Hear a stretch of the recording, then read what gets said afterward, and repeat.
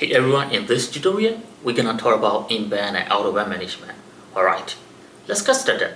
When we manage a network device, there are basically two ways to do it, in-band and out-of-band management.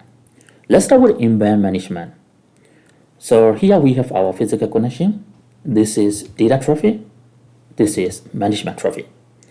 In-band management is when we manage the device through the exact same path as our regular data traffic.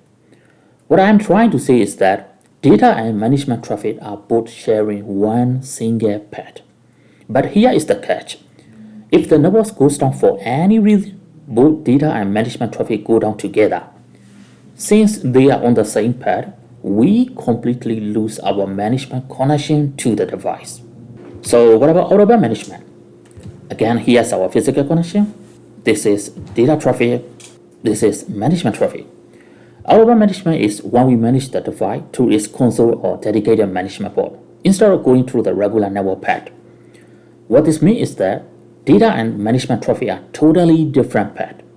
So even if the network goes down and data traffic is completely lost, we can still manage the device because the management traffic is still ever running. You got it? That's all for today's tutorial. I believe you now have a basic understanding about in-band and out-of-band management. If you like this tutorial, please subscribe. Thank you for your support. I wish you a very nice day. Take care.